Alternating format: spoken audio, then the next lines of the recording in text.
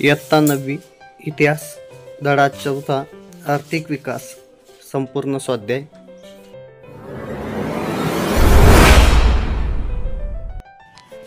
प्रश्न 1 अ.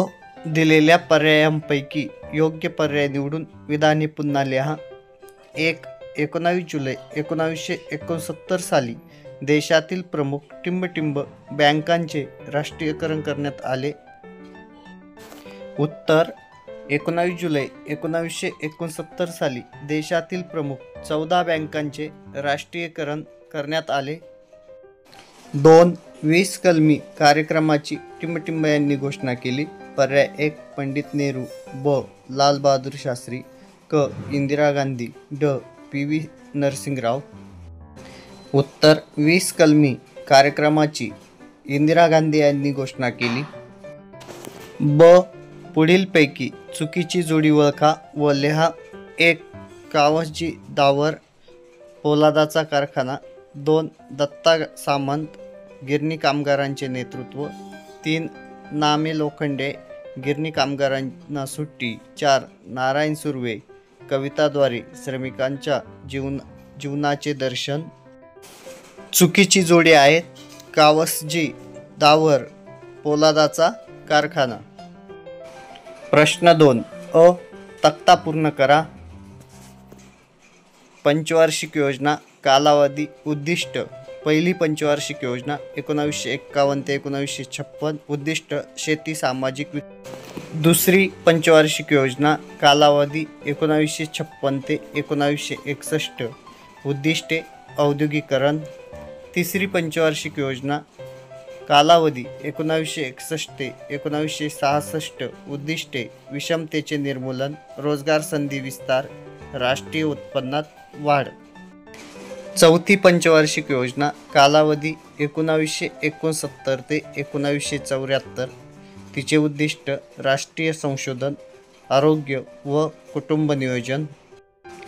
पाचवी पंचवार्षिक योजना कालावधी 1974 ते 1979.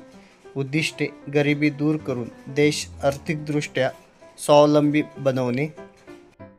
प्रश्न दुसऱ्यातला ब. संकल्पना स्पष्ट करा. पहिली संकल्पना मिश्र अर्थव्यवस्था. उत्तर 1. मिश्र अर्थव्यवस्था खाजगी व सार्वजनिक क्षेत्र अशा दोन्ही क्षेत्रात कार्य करते. 2. आधुनिक भारताचा आर्थिक विकास साधण्यासाठी मिश्र अर्थव्यवस्थेला भारताने प्राधान्य दिले. 3. अधिकाधिक उत्पादन आणि मोठ्या प्रमाणावर लोकसहभाग हे मिश्र अर्थव्यवस्थेचे उद्दिष्ट आहे. 4. मिश्र अर्थव्यवस्थेने भांडवलशाही व समाजवादी अर्थव्यवस्थेतील चांगले गुण एकत्र आणण्याचा प्रयत्न केला आहे. 5. नफ्याची प्रेरणा, उपक्रमशीलता, नियमपालन, कालबद्ध नियोजन इत्यादी गोष्टी मिश्र अर्थव्यवस्थेत दुर्लक्षून चालत नाही. दुसरी संकल्पना 20 कलमी कार्यक्रम.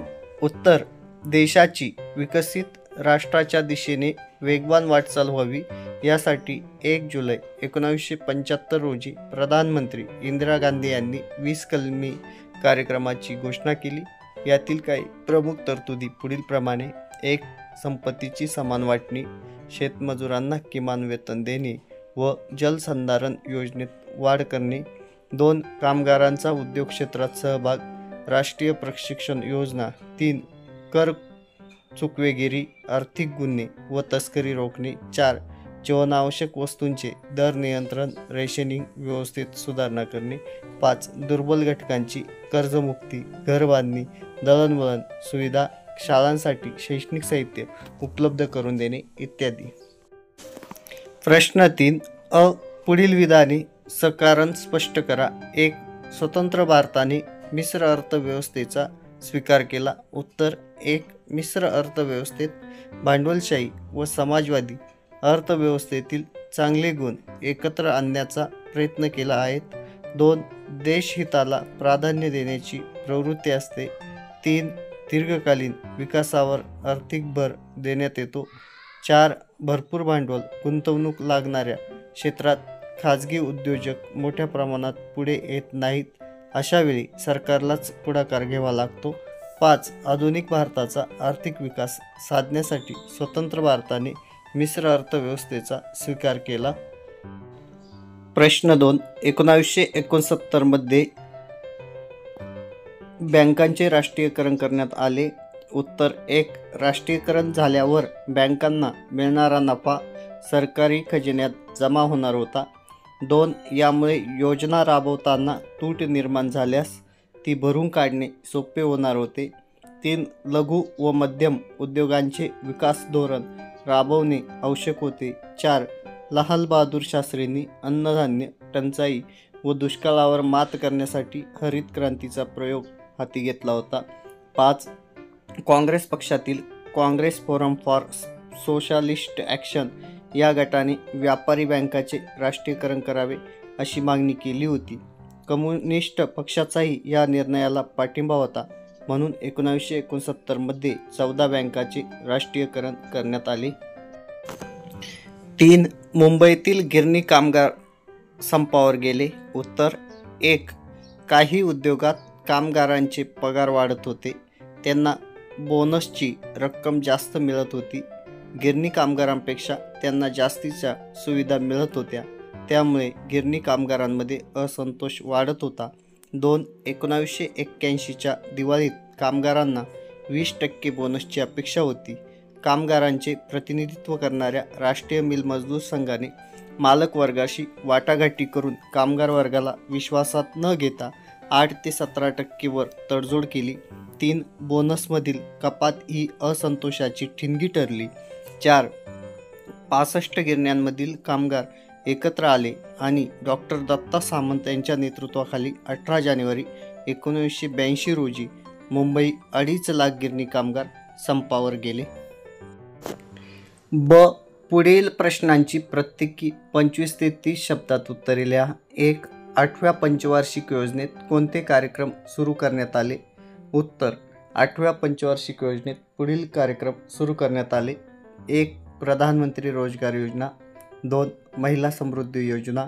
3. राष्ट्रीय सामाजिक आर्थिक सहाय्य योजना. 4. मध्यान्ह आहार योजना. 5. इंदिरा महिला योजना. 6. गंगा कल्याण योजना. 2. दुसऱ्या पंचवार्षिक योजनेत कोणते प्रकल्प सुरू करण्यात आले? उत्तर दुसऱ्या पंचवार्षिक योजनेत पुढील प्रकल्प सुरू करण्यात आले. 1. दुर्गापूर भिलाई राऊरकेला येथील पोलादाचे कारखाने. 2. सिंद्री येथील रासायनिक खतांचा कारखाना. 3. चित्तरंजन येथील रेल्वे इंजिनांचा कारखाना. 4.